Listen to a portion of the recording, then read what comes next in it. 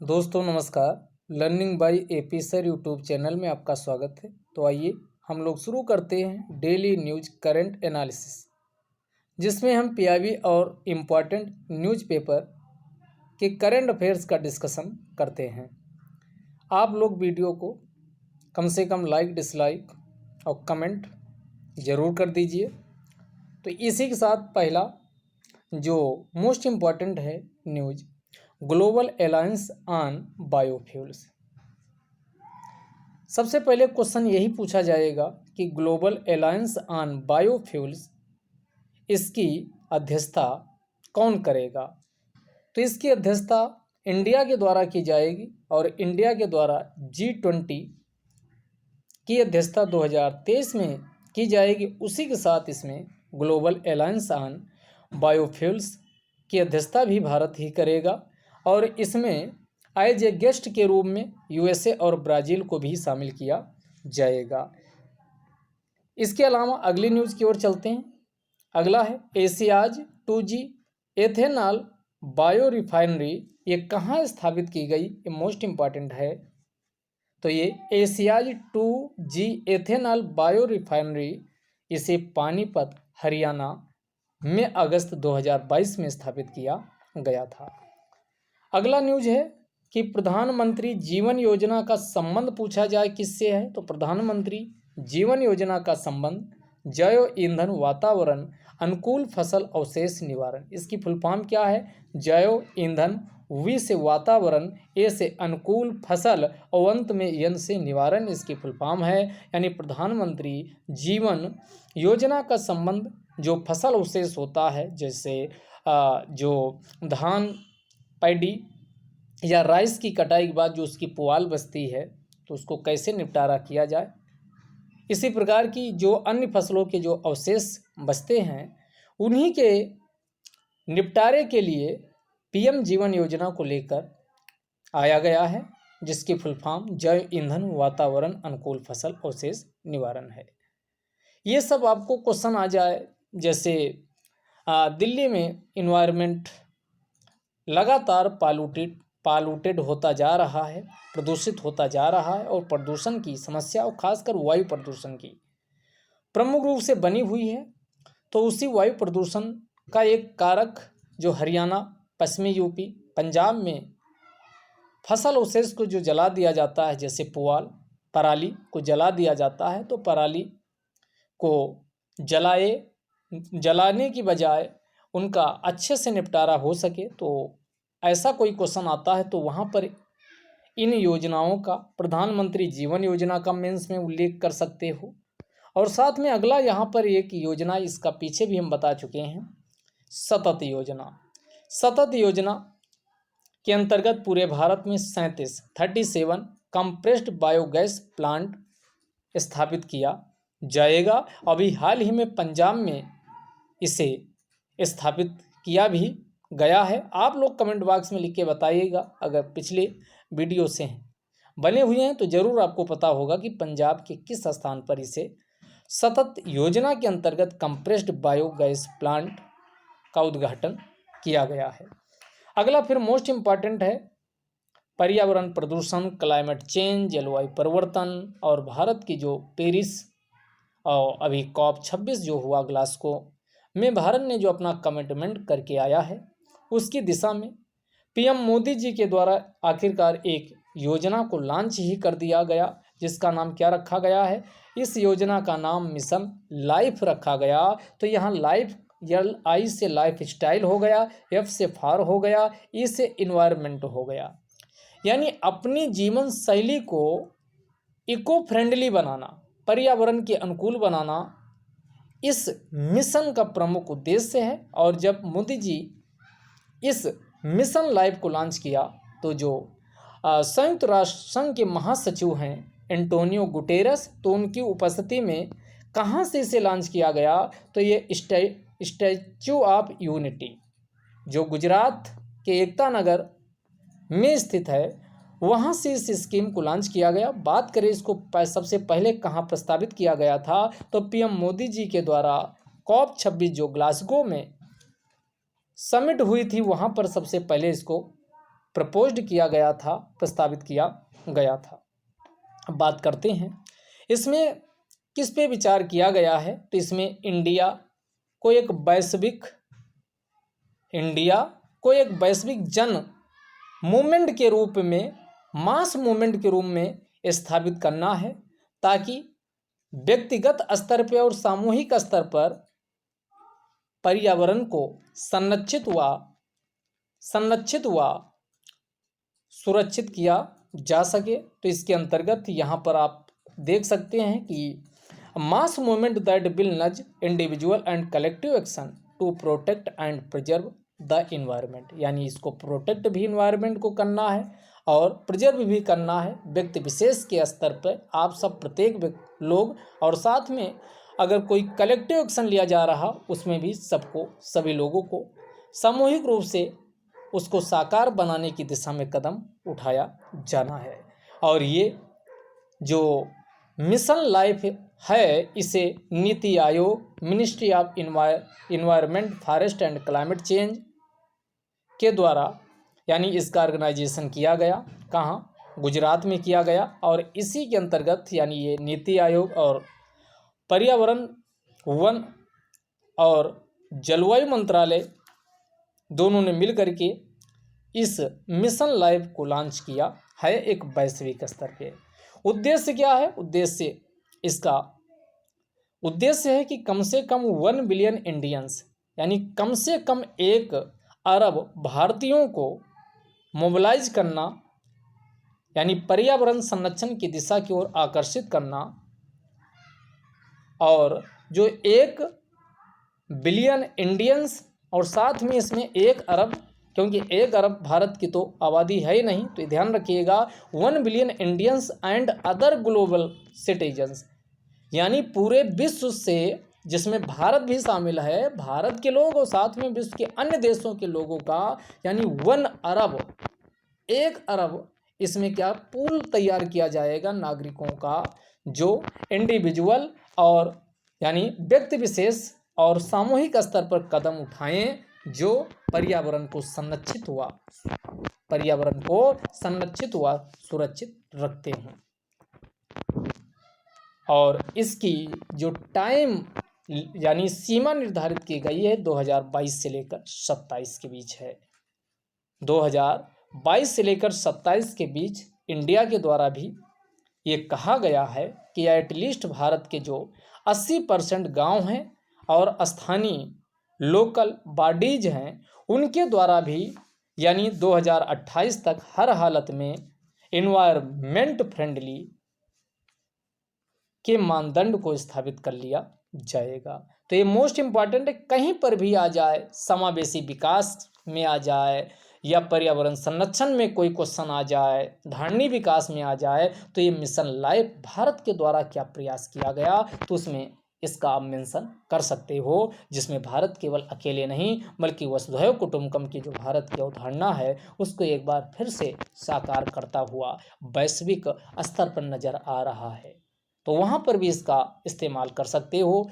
और इसी प्रकार इंटरनेशनल सोलर अलायंस है, जिसे ISA के नाम से जाना जाता, जो 2015 में प्रतिबद्धता पेरिस क्लाइमेट समिट के अंतर्गत की गई थी, तो उसको भी आप मेंशन कर सकते हो। तो चीज़ों को मेंस में आपको रिलेट करना सीखिए। एक ही इंफॉर्मेशन, एक ही फैक्ट को आप मल्टीपल टाइम्स और अकॉर्डिंग टू क्वेश्चन के नेचर व डिमांड के हिसाब से आप यूज कई जगह कर सकते हो। अगले क्वेश्चन की ओर चलते हैं। अगला ये आपका इंफॉर्मेटिव क्वेश्चन है कि 5वां खेलो इंडिया यूथ गेम्स 2023 से कहाँ होगा, तो ये मध्य प्रदेश में होगा। इम्पॉर्टेंट है। 5वां खेलो इंडिया यूथ गेम्स 2023 से 31 जनवरी से लेकर 11 फरवरी के बीच मध्य प्रदेश के 8 शहरों में इसका आयोजन किया जाएगा।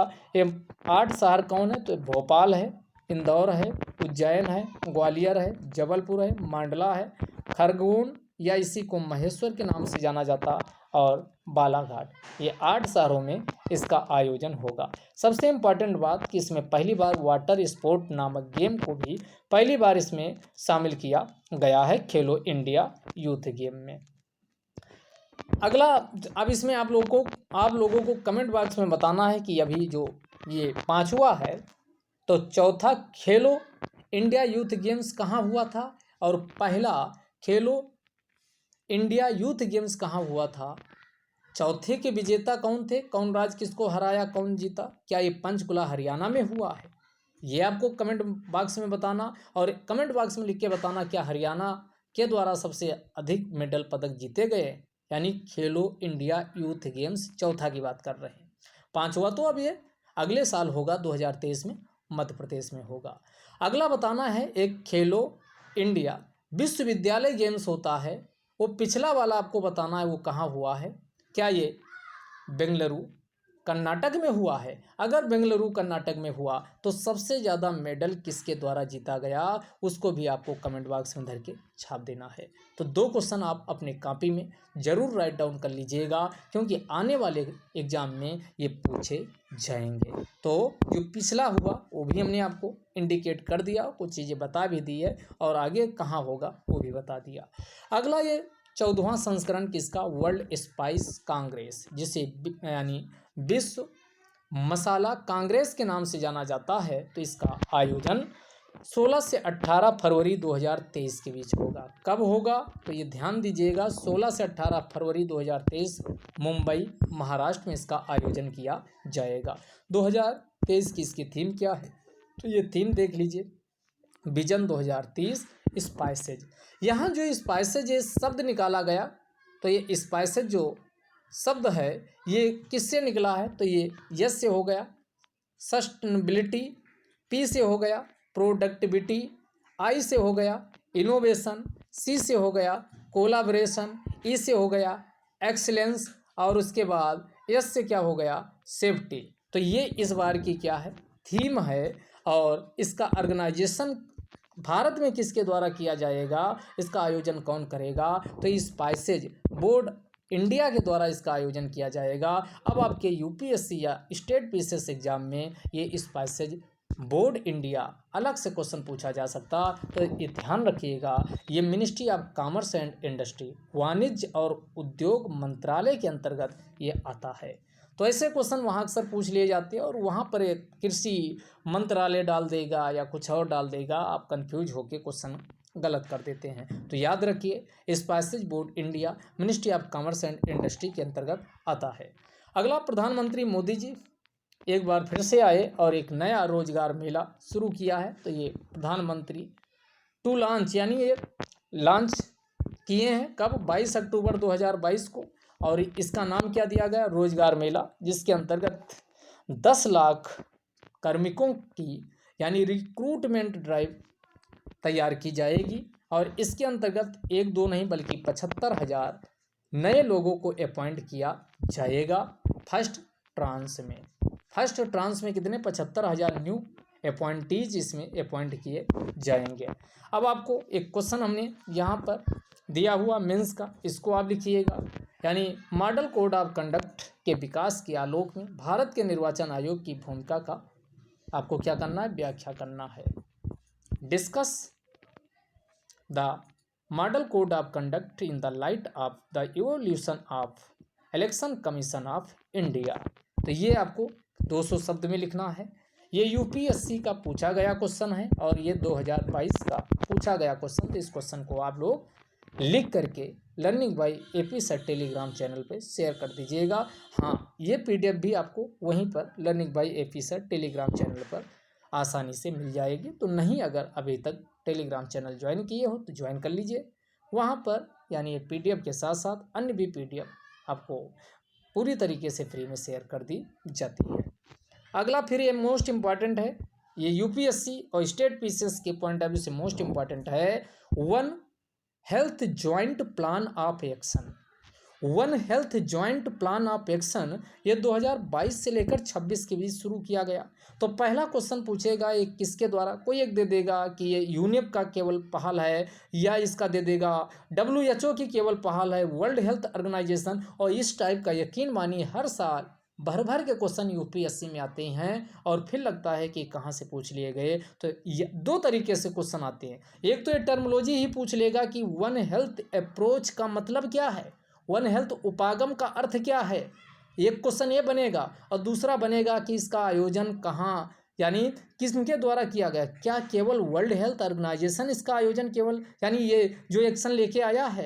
तो one health joint plan of action ये 2022 से 26 4 सालों के लिए होगा। और ये food agriculture organisation, UNEP United Nations environment programme, WHO world health organisation और world organisation for animal health, count करिए कितने, चार वैश्विक संस्थाएं मिल करके ये action one health joint plan of action को लेकर आई हैं।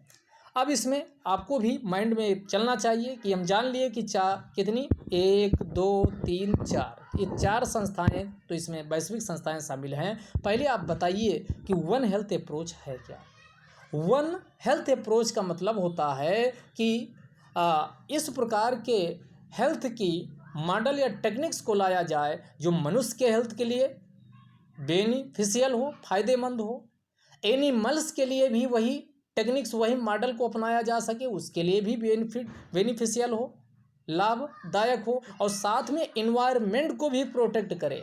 यानी एक साथ वन हेल्थ अप्रोच का मतलब हुआ एक साथ हम यानी मानव, मनुष्य, जंतु, एनिमल्स, मनुष्य प्लस जंतु, एनिमल्स और प्लस इन्वायरमेंट, अगर तीनों के साथ उस मॉडल को क्या किया जाए यानी उस मॉडल से समस्या का सॉल्यूशन हो सके या उस पर लागू किया जा सके तो उसी को क्या कहा जाता है, वन हेल्थ अप्रोच के नाम से जाना जाता।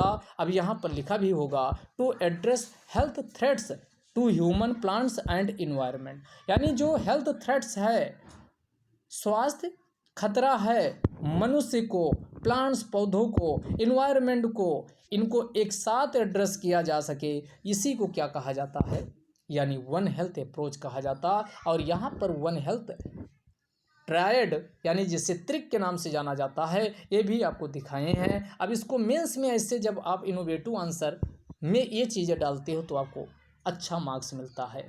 जैसे अब यहाँ पर क्या, हेल्दी इन्वायरमेंट, स्वस्थ पर्यावरण होगा तो इससे हेल्दी एनिमल्स होंगे, यानी जो आसपास के जानवर हैं वो भी स्वस्थ होंगे, और जानवर स्वस्थ होंगे तो हेल्दी पीपुल, और हेल्दी पीपुल होंगे, स्वस्थ लोग होंगे तो इन्वायरमेंट स्वस्थ होगा।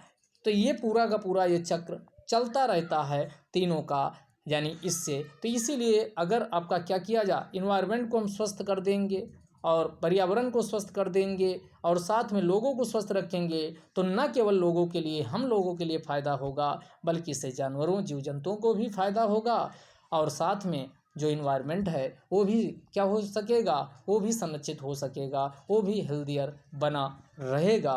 तो ये इससे फ़ायदा होने वाला है। तो इसको भी आप जहाँ कहीं भी आए तो आप उसमें इस्तेमाल करिएगा। अब अगला है national credit framework, NCRF, national credit framework. ये सबसे पहले ये मिनिस्ट्री ऑफ एजुकेशन के द्वारा लाया गया है। अब इसका यानी ये किसके लिए है, तो ये पब्लिक कंसल्टेशन के लिए है। किसके लिए है, पब्लिक कंसल्टेशन के लिए इसे लाया गया। इसके अंतर्गत स्किल प्रदान की जाएगी, अगर किसी की स्किल कम है तो उसे री स्किल किया जाएगा, अगर स्किल कोई प्राप्त किया एक बार तो भूल गया तो फिर से री स्किल प्रदान किया जाएगा। किसी की स्किल थी, कौशल था लेकिन कम था, कमज़ोर था, अच्छे से नहीं सीख पाया तो उसको अप स्किल किया जाएगा, उसके कौशल का उन्नयन किया जाएगा, अपग्रेडेशन किया जाएगा, और साथ में एक्रीडिटेशन भी किया जाएगा। तो ये सब इसके अंतर्गत किया जाएगा। तो ये पूछा जा सकता है कि नेशनल क्रेडिट फ्रेमवर्क ये किसके द्वारा स्थापित किया गया है, तो मिनिस्ट्री ऑफ एजुकेशन, शिक्षा मंत्रालय के द्वारा। अगला ग्रीवेंस रिड्रेसल इंडेक्स को क्या किया गया, यानी ये जो डरपीजी है, डरपीजी का मतलब क्या हुआ, ये डरपीजी DARPG, इसके द्वारा मंथली वाइज इसको रिलीज़ किया जा रहा, और ये सितंबर 2022 का रिलीज़ किया गया। इसमें दूसरी बार यानी पुनः कौन, UIDAI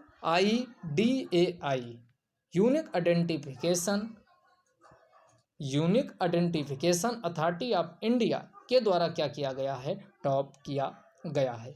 बात करें UIDAI की तो इसकी स्थापना 2009 में की जाती है, और इसे 2016 का जब आधार को संसद के अधिनियम के माध्यम से यानी लाया जाता है, तो उसी के माध्यम से जो UIDAI है इसे स्टैट्यूटरी यानी सांविधिक का दर्जा भी प्रदान कर दिया जाता है। तो वर्तमान में UIDAI एक प्रकार की सांविधिक निकाय है। बात करें आधार कार्ड के लिए, यही आधार कार्ड जारी करती, और आधार कार्ड में आप अपना देखिएगा टोटल कितने डिजिट्स हैं। ठीक, तो आपका अगला अब पूछे मिनिस्ट्री कौन सी है, तो यहाँ पर किस मिनिस्ट्री के द्वारा ये जो UIDAI इशू किया जाता है, तो ministry of electronics and information technology. अगला फिर इम्पॉर्टेंट है प्रधानमंत्री किसान समृद्धि केंद्र, पूछा जा सकता, मोदी साहब ने इसको भी लॉन्च किया, और 600 कितने, एक दो नहीं बल्कि 600 प्रधानमंत्री किसान समृद्धि केंद्र स्थापित किए जाएंगे। अब बात इसमें आएगी, किसान समृद्धि केंद्र है तो आपको भी लगेगा कि वही किसान और कृषि और किसान कल्याण मंत्रालय होगा, और जैसे ही आप लगाएंगे वैसे क्वेश्चन हो जाएगा गलत। और यहाँ पर सही मंत्रालय कौन सा होगा, ministry of chemicals and fertilizers होगा, रसायन और उर्वरक मंत्रालय। अब इस नाम से तो बिल्कुल नहीं सोच सकते हो कि प्रधानमंत्री किसान समृद्धि केंद्र के लिए क्या रसायन और उर्वरक मंत्रालय हो सकता है, लेकिन वास्तविकता यही है। और ऐसे ही क्वेश्चन तो UPSC अपने ट्राइब में फंसाता है कि नाम कुछ और काम कुछ और, तो ये ऐसे क्वेश्चन लगातार पूछे जा रहे हैं। तो ये 600 प्रधानमंत्री किसान समृद्धि केंद्र को स्थापित किया जाएगा, और इसका देखो यहाँ पर उद्देश्य लिखा हुआ, इसका उद्देश्य क्या है, तो किसानों के लिए जो इनपुट आवश्यकता है उसमें वैरायटी लाना, विभिन्न प्रकार के, यानी क्योंकि हर एक किसान को हर एक समय एक जैसे इनपुट की आवश्यकता नहीं होती, अलग अलग सीजन में, और जो छोटे किसान हैं, मझोले किसान हैं, बड़े किसान हैं, इनको अलग अलग इनपुट की ज़रूरत होती है।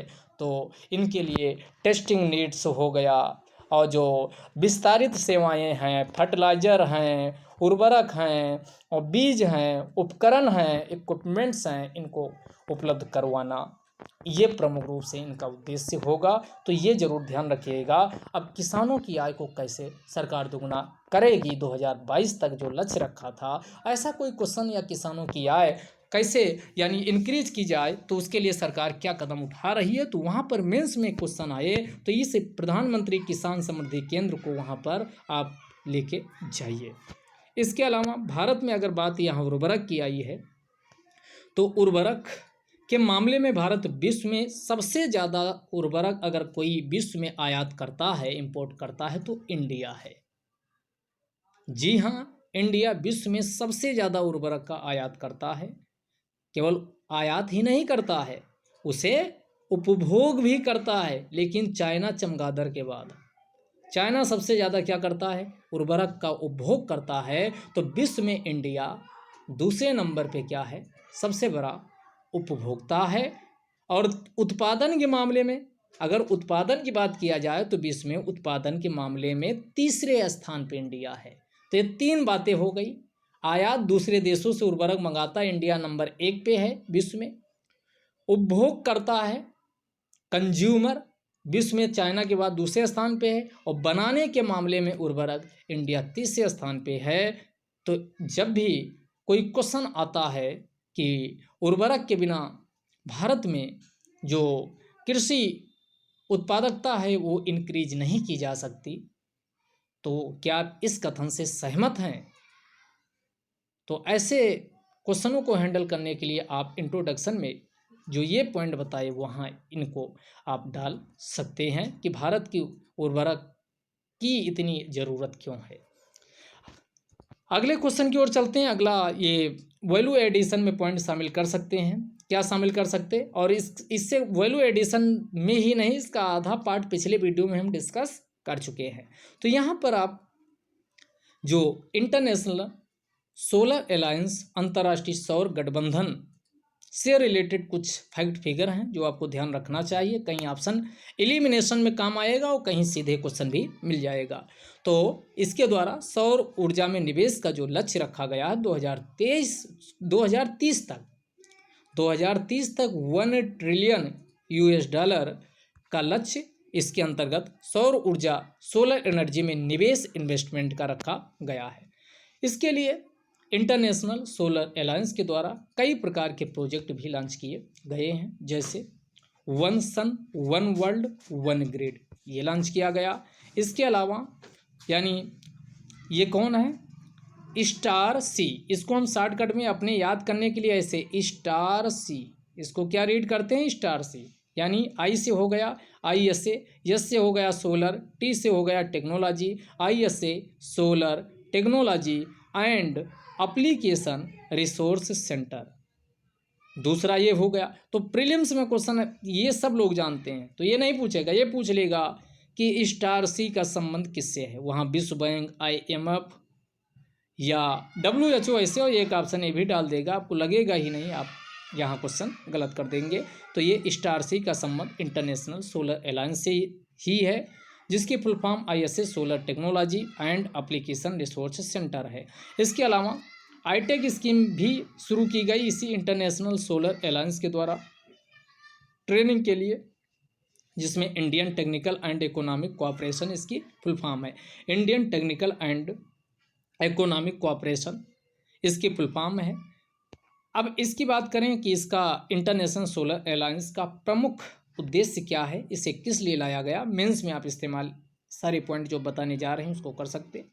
इसमें जो सोलर एनर्जी या एनर्जी एक्सेस है, ऊर्जा तक पहुंच सभी लोगों की हो सके, और ऊर्जा तक पहुंच ही ना हो सके बल्कि जो ऊर्जा हो वो एफोर्डेबल हो, वह नहीं हो कम कीमत पर, और ज़्यादा समय तक ऊर्जा की उपलब्धता हो सके, तो ये आपकी है। दूसरा, इसमें जो कोऑपरेशन ऑन टेक्नोलॉजी, प्रौद्योगिकी पर जो सहयोग है उसको भी इनकरेज किया जाएगा कि आपस में देश मिलजुल करके जो उनके पास टेक्नोलॉजी है, प्रौद्योगिकी है, उसको साझा करें, उस साझे लाभ के माध्यम से अपना हित भी साध सकें। अगला, कैपेसिटी बिल्डिंग, क्षमता निर्माण पर प्रमुख रूप से बल दिया जाएगा। अगला इसमें आप देखिएगा और किस पे बल दिया जाएगा, तो इसमें जो व्यापक स्तर पर वैश्विक बाजार जो पूरे विश्व में फैले हुए हैं, उनकी जो फाइनेंशियल रिस्क, वित्तीय जोखिम हमेशा बना रहता है, उसको कैसे रिड्यूस किया जाए, तो वैश्विक जोखिम को भी कम करने का इसमें कोशिश की जाएगी। तो इसका एक प्रमुख रूप से उद्देश्य है। बात करें इसे कब लॉन्च किया गया था, तो इसे 2015 में लॉन्च किया गया था। उस समय इसमें 110 देश साइन किए थे, और उस समय इसमें कर्क और मकर रेखा के बीच जो ये जैसे 23 हाफ नॉर्थ कर्क रेखा, 23 एंड हाफ साउथ, ये मकर रेखा, इसके बीच में जो देश आते हैं उसको शामिल किए जाने की बात की गई थी, लेकिन अब कोई भी देश इसमें शामिल हो सकता है। शायद 102 यानी इसमें टोटल देश अब तक शामिल हो चुके हैं। आप लोग कमेंट बॉक्स में बताइएगा लास्ट वाला कौन देश था जो 102 नंबर पे शामिल हुआ, ये आपका अलग से क्वेश्चन पूछा जा सकता है। अगला, अब इन्फॉर्मेटिव क्वेश्चन की ओर चलते हैं। जो यूपीएससी की तैयारी कर रहे हैं, वहाँ से एक आध पॉइंट आ सकता, तो इसको स्किप भी कर सकते हैं, आगे वीडियो ना देखें। बाकी स्टेट पीसीएस और बाकी अन्य एग्जाम वाले जो हैं वो ज़रूर देखें, क्योंकि वहाँ पर इस प्रकार के इन्फॉर्मेटिव क्वेश्चन पूछे जाते। और यूपीएससी में भी क्वेश्चन अब करेंट अफेयर्स के खेल कूद से भी पूछे जा रहे हैं, जो पिछले 2 सालों में ट्रेंड रहा। तो आप चाहें तो 5-6 मिनट में इसको भी निपटा सकते हैं। तो सबसे पहले फ़ोनपे, जो फ़ोनपे है, इसके द्वारा अपना यानी भारत में पहला ग्रीन डेटा सेंटर को लॉन्च कर दिया गया है। तो इस ग्रीन जो डेटा सेंटर है, इसके माध्यम से क्या होगा, तो एक तो बिजली दक्षता को सुनिश्चित किया जा सकेगा, आसानी से इसका संचालन हो सकेगा। इसके अलावा जो डेटा को सुरक्षित और संरक्षित भी किया जा सकेगा, और क्लाउड सॉल्यूशन की समस्या है उससे भी निजात पाया जा सकेगा। तो यही क्वेश्चन पूछेगा कि भारत में अपना पहला ग्रीन डेटा सेंटर किसके द्वारा लॉन्च किया गया, तो एक फ़ोनपे के द्वारा लॉन्च किया गया है। तो ये फिनटेक एक प्रकार की, फ़ोनपे एक कंपनी है, फिनटेक फाइनेंशियल टेक्नोलॉजी कंपनी।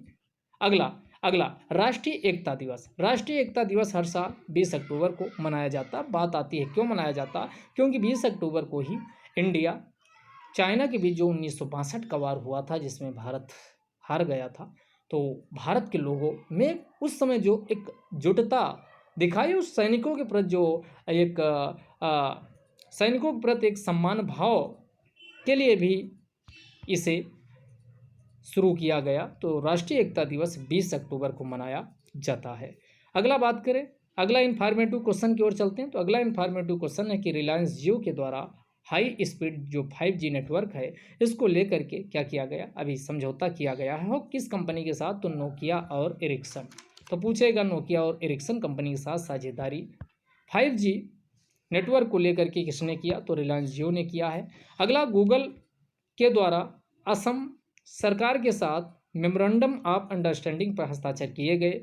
अब ये किसके लिए है, तो ये शिक्षा को प्रमोट करने के लिए और साथ ही स्किल, कौशल, रोजगार, उद्यमशीलता, इन सब के लिए इसे शुरू किया गया। और इसमें जो असम सरकार के अंतर्गत एक डिपार्टमेंट है, department of skill, employment and entrepreneurship, उसके सहयोग से यानी ये गूगल असम में कौशल, रोजगार, उद्यमशीलता, इन सबको प्रमोट करेगा।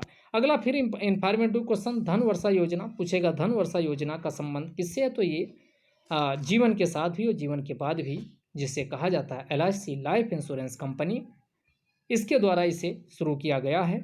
और ये नॉन पार्टिसिपेटरी पर्सनल व्यक्तिगत सेविंग बचत सिंगल प्रीमियम जीवन बीमा पॉलिसी है। तो पूछा जाएगा कि ये धन वर्षा योजना किसके द्वारा ये शुरू किया गया, तो ये LIC के द्वारा। अगला, रिलायंस जियो फिर आपका आ चुका है, रिलायंस जियो, और ये फिक्स्ड लाइन सर्विस प्रोवाइडर, सेवा प्रदाता, यानी निजी क्षेत्र की, ये पहली बार हुआ कि कोई निजी कंपनी देश की सबसे बड़ी क्या बन गई है, फिक्स्ड लाइन सर्विस प्रोवाइडर बन गई। इसने भाई यानी BSNL को पीछे पछाड़ दिया है। तो ये BSNL को पीछे पछाड़ दिया, वो पहली बार ये हुआ है, तो पूछा जा सकता है।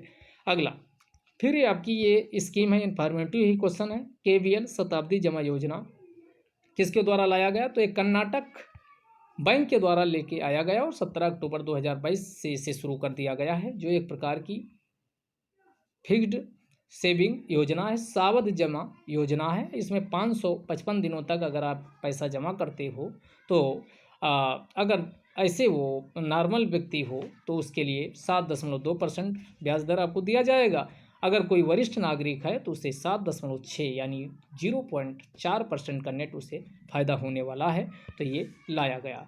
अगला, जापान के द्वारा पहली बार हुआ कि जापान ने भारत में GI, जिसे जियोग्राफिकल इंडिकेशन के नाम से जाना जाता है, उसके लिए आवेदन किया। और किसके लिए, एक शराब होती है जिसे क्या बोलते हैं, निहांसु। निहांसु शराब के लिए GI के लिए आवेदन के लिए मांग की है और आवेदन का प्रस्ताव भी भेज दिया है। तो ये क्वेश्चन पूछेगा कि कौन ये GI के लिए भारत में आवेदन किया था और किसके लिए किया था, निहांसु, जो एक प्रकार की शराब होती है। बात करें GI की, तो जियोग्राफिकल इंडिकेशन के नाम से जाना जाता है। भारत में इसके रजिस्ट्रेशन के लिए 1999 का अधिनियम है, उसी से रेगुलेट किया जाता है। बात करें पहला भारत में GI टैग किसको, तो दार्जिलिंग टी को सबसे पहले GI टैग प्रदान किया गया था। अगले इन्फॉर्मेटिव क्वेश्चन की ओर चलते हैं। तो जो स्टैटिस्टिक्स डे यानी जिसे सांख्यिकी दिवस के रूप में जाना जाता है, इसे विश्व व भारत दोनों स्तर पर मनाया जाता है। बात करें विश्व में, तो विश्व में सांख्यिकी दिवस यानी विश्व सांख्यिकी दिवस 20 अक्टूबर को मनाया जाता है और ये 2010 से मनाया जा रहा है। इस बार की जो थीम 2022 की जो थीम रखी गई है क्या है, सतत विकास के लिए डेटा, सतत विकास के लिए डेटाज, यानी डेटा का कितना इंपॉर्टेंस है। तो ये डेटाज फॉर सस्टेनेबल डेवलपमेंट, ये इस बार की थीम है। और भारत में बात करें तो महान लोबिस का नाम आप लोगों ने सुना होगा। उन्हीं की यादगार में कब 29 जून को हर साल क्या किया जाता है, यानी राष्ट्रीय स्तर पर सांख्यिकी दिवस मनाया जाता है। तो दोनों क्वेश्चन आप ध्यान रखिएगा। वैश्विक स्तर पर सांख्यिकी दिवस 20 अक्टूबर को मनाया जाता है। भारत में कब मनाया जाता है, तो भारत में 29 जून को मनाया जाता है। अगर अगले इन्फॉर्मेटिव क्वेश्चन की ओर चलते हैं, तो डॉक्टर प्रशांत गर्ग को एकेडमिया ऑप्थल्मोलॉजिकल इंटरनेशनल के सदस्य के रूप में चुन लिया गया और ऐसा चुनने वाले भारत के 5वें व्यक्ति बन गए हैं। अगले क्वेश्चन की ओर चलें, तो एक बुक आपकी ये चर्चा में बनी हुई है, एक कन्फ्यूज्ड माइंड स्टोरी। तो पूछेगा किसकी, तो इंडियन जो रेवेन्यू सर्विस, भारतीय राजस्व सेवा के अधिकारी एक हैं जिसका नाम क्या है, साहिल सेठ। साहिल सेठ के द्वारा इस पुस्तक को लिखा गया। तो पूछेगा ये कन्फ्यूज्ड माइंड स्टोरी किसने लिखा, तो साहिल सेठ ने इसको लिखा है। अगले इन्फॉर्मेटिव क्वेश्चन की ओर चले, तो एक कटी बहू 2022 काफ़ी चर्चा में बना हुआ था। क्यों, क्योंकि असम में फसल का त्यौहार ये होता है जो इस समय मनाया जा रहा, तो ये और इसी का दूसरा नाम क्या है, तो इसी को कोंगाली बिहू के नाम से भी जाना जाता है।